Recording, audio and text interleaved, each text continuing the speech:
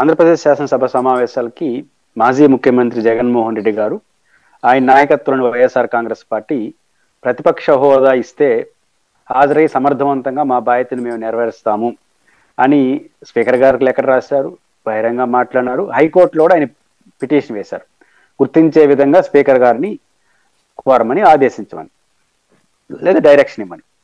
ఇది హైకోర్టులో ఇచ్చింది, అట్లా పెండింగ్ ఉంది. స్పీకర్ కార్యాలయానికి ఆయన రాసిన లేఖకు అధికారికంగా అయితే స్పీకర్ గారు సమాధానం చెప్పట్లేదు, అసెంబ్లీ చెప్పట్లేదు. బట్ పరోక్షంగా వివిధ సందర్భాల్లో మాట్లాడుతున్నారు. ఇక్కడ జగన్మోహన్ రెడ్డి గారు ఆంధ్రప్రదేశ్ అసెంబ్లీకి రావడం, రాకపోవడం, నిబంధనలు, ప్రతిపక్ష హోదా ఏంటి, ఇప్పుడు తాజాగా స్పీకర్ గారు ఎక్స్ లో స్పందించారు.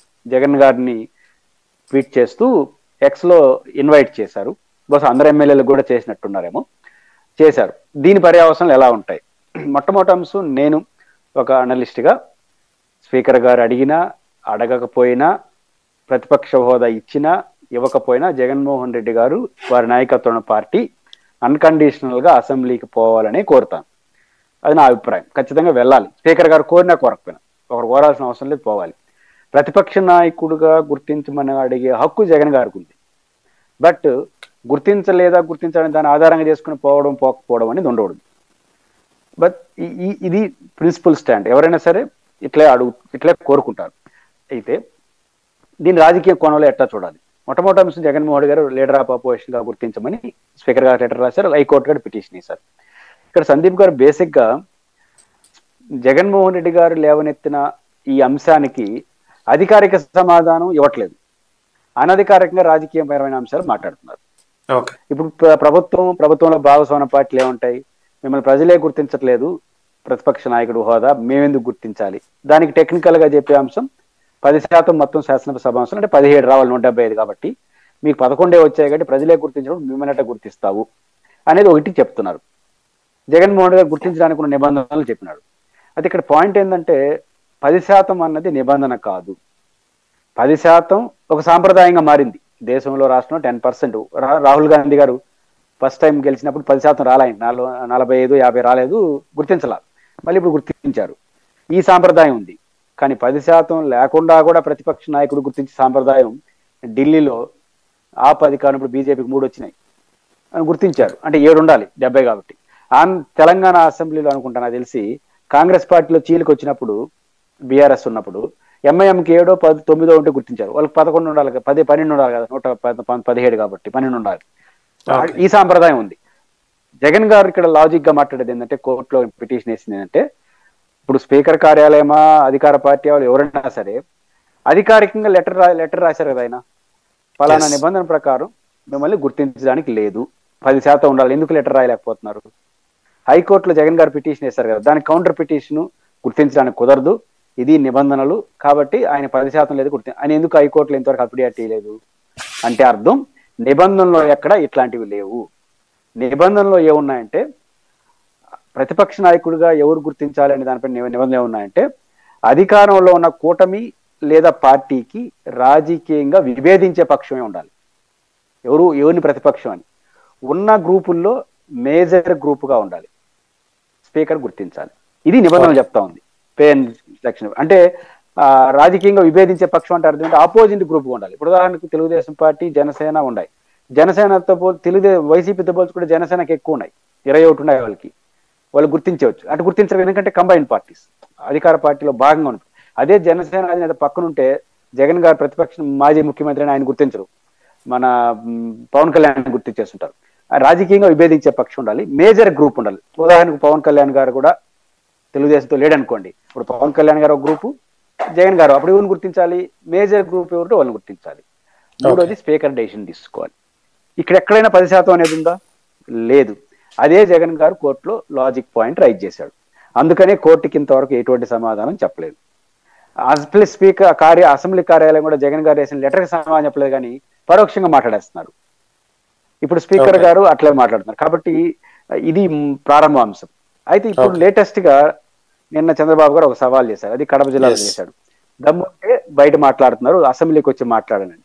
దీనికి ప్రతిగా సజ్జల రామకృష్ణారెడ్డి గారు దమ్ముంటే ప్రతిపక్ష నాయకుడిగా గుర్తించండి, వచ్చి తేల్చుకుందాం అంటారు. రెండు రాజకీయ ప్రేరేపిత వ్యాఖ్యలే. అయితే ఇక్కడ పాయింట్ ఏంటంటే ఇప్పుడు అసెంబ్లీలోకి వచ్చేసి మాట్లాడింది మనం తేల్చుకునేది ఏముండదు. ఇంతవరకు అసెంబ్లీలో రెండు అధికార ప్రతిపక్షాలు ఒక అభిప్రాయంకి వచ్చింది ఏదైనా ఉన్నాయా? నీది నీదే, నాది నాదే, ఇద్దరు వాళ్ళ అభిప్రాయం వీళ్ళు చెప్తారు, వీళ్ళ అభిప్రాయం వాళ్ళు చెప్పుకొని మళ్ళీ వాకౌట్ చేసి బయట వస్తారు. అసెంబ్లీకి వస్తే తేల్చుకుందామని తేల్చుకునేది ఏమి ఉండదు. మెజారిటీ పార్టీ ఏది ఉంటే అది నడిచిపోతా ఉంటుంది, కానీ డిబేట్ నడుస్తుంది అంతే.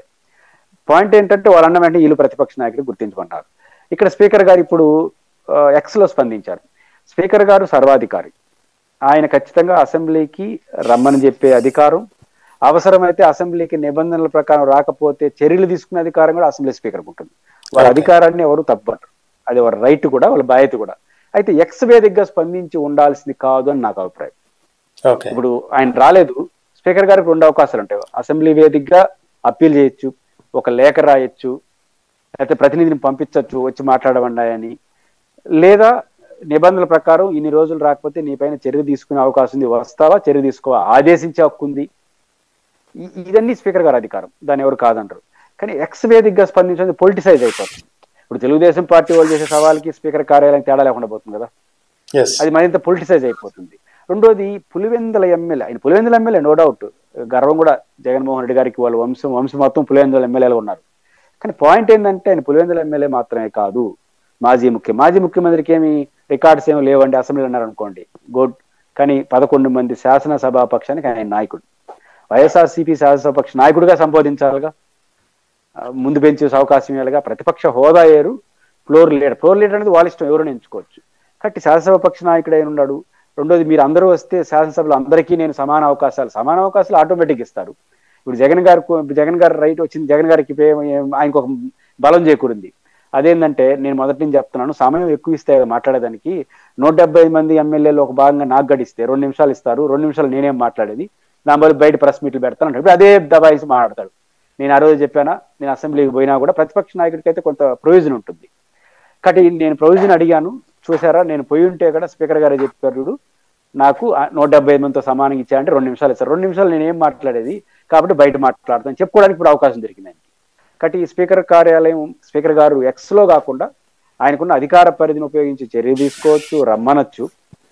బట్ ఏం జరుగుతుందో చూడాలి. ఇది స్పీకర్ గారి కార్యాలయం స్పందించిందల్లా ఈ రెండు పార్టీలు బయట ఇంకొన్ని రోజులు ఫైటింగ్, నువ్వు వస్తావని వాళ్ళు, నువ్వు ఇచ్చి దమ్ముంటే హోదా గుర్తి, ఇవన్నీ పొలిటిసైజ్ అవుతుంది. ఇది మళ్ళీ ఇంత కొనసాగే అవకాశాలు ఉంటాయి. సరే, అయితే నెక్స్ట్ స్పీకర్ చర్యలు తీసుకునే దాంట్లో భాగంగానే ముందుగా పిలుస్తున్నారు అనుకోవచ్చా? మేము పిలిచినా రాలేదు, చర్యలు తీసుకుంటాం. అవునవును, స్పీకర్ చర్యలు తీసుకుని ఎక్స్ వేదిక కుదరదు, ఆయన అధికారికంగా లేఖ రాయాల్సిందే, లెటర్ రాయాలి. ఎక్స్ వేదిక అనేది క్రెడిబిలిటీ కాదు. పాయింట్ ఏంటంటే, దీంట్లో కూడా కొన్ని రూల్స్ ఉన్నాయి, హెచ్చరికలు ఏమి లేవు. మొత్తం శాసనసభ సమావేశాల కాలంలో బహుశా నాకున్న అవగాహన మేరకు కంటిన్యూగా 60 రోజులు ఆబ్సెంట్ కాకూడదు. కంటిన్యూగా అసెంబ్లీ అంటే మీరు అనొచ్చు, కంటిన్యూగా అసెంబ్లీ సమావేశాలు ఎప్పుడు 10 రోజుల పైన జరగవు కదా అని అనొచ్చు. కాకపోతే ఈ సమావేశంలో 10 రోజులు, ఈ సమావేశం వరుసగా ఇట్లా పోతూ ఉంటే కంటిన్యూగా 60 రోజులు కానీ హాజరు కాకపోతే అప్పుడు స్పీకర్ కార్యాలయం ఆయనకి నోటీస్ ఇచ్చి వరుసగా 60 రోజులు ఆబ్సెంట్ అయ్యారు కాబట్టి మీ మీద ఎందుకు చర్యలు తీసుకోకూడదో అవ్వచ్చు, వాళ్ళని పిలవచ్చు, చర్యలు కూడా తీసుకోవచ్చు, ఆ రైట్ స్పీకర్కి ఉంది. అయితే 60 రోజులు అనేది ఎట్లా లెక్కేస్తారు? మొత్తంలో లెక్క కాదు. ఇప్పటికి జగన్మోహన్ రెడ్డి గారు ఆబ్సెంట్ అయింది ఎన్ని రోజులు తెలుసా? 15 రోజులే. మీరు అనొచ్చు 4 సమావేశాలు, మధ్యలో గవర్నర్ ప్రసంగాన్ని పోయినాడు, మన ఎప్పుడు గవర్నర్ ప్రసంగం మళ్ళీ ఆడి నుంచి మొదలవుతుంది. ఇవన్నీ టెక్నికాలిటీస్. కాబట్టి జగన్మోహన్ రెడ్డికి చర్య తీసుకోవాలంటే ఇంకో 2 ఏళ్ళు పడుతుంది. మళ్ళీ 2 ఏళ్ళ తర్వాత నోటీస్ ఇస్తారు, నోటీస్ ఇచ్చిన అంటే చర్య ఉండదు కదా, మళ్ళీ ఆయన సమాధానం చెప్తాడు. నాకు యాజ్ పర్ రూల్ ప్రకారం ప్రతిపక్ష నాయకుడు గుర్తించమంటే మీరు ఎంతవరకు డెసిషనే తీసుకోలేదు కాబట్టి నేను రాలేదు, మళ్ళీ నన్ను చర్యని అట్లా తీసుకుంటారు, ఆయన ఆన్సర్ చేస్తాడు, మళ్ళీ ఆయన ఆన్సర్, మళ్ళీ కోర్టు. ఇప్పుడు శాసనసభ స్పీకర్ కోర్టుకి ఎందుకు వెళ్ళాడు? ఆయన తెలుగుగానే వెళ్ళినాడు. ఇట్లాంటి విధంగా వస్తే మళ్ళీ కోర్టును అడుగుతాడు, నా లెటర్ పైన డెసిషన్ తీసుకుని నా పైన చర్యలు తీసుకుంటారని. ఇవన్నీ తెలిసాక ఇంకొక 1 year పడుతుంది. అంటే మొత్తం ఏమవుతుంది, ఇది ఒక 2 ఏళ్ళు, 1 year 3 ఏళ్ళు అయితే ఇప్పుడు 4 ఏళ్ళు అయిపోయింది. ఎలక్షన్కి 6 నెలల ముందు వీళ్ళు 11 మంది రద్దు చేసి ఏం చేస్తుంది ప్రభుత్వం? హైలీ పొలిటికల్ ప్రెజర్ పడిపోతుంది. కానీ ఇట్లాంటి పొలిటికల్ ప్రతివ్యూహాలు జరుగుతాయి. ఇప్పటి వరకు అయితే నాకు తెలిసి అసెంబ్లీకి వెళ్ళదని జగన్ గారిని గతంలో సస్పెండ్ చేయలేదు, గుర్తుందా? 1.5 year ఆయన పాదయాత్ర పేరు వెళ్ళిపోయినాడు. అప్పుడు ఏం చేసినారు? చంద్రబాబు నాయుడు గారు 1 year పాదయాత్ర వెళ్ళిపోయాడు. ఆయన ఏం చేశారు? రామారావు గారు అయితే నేను అసెంబ్లీకి గెలిచే వస్తానన్నాడు, ఆయన ఏం చేశారు? జయలలిత గారు అవమానించిన ఆయన మళ్ళీ గెలిచి వచ్చింది.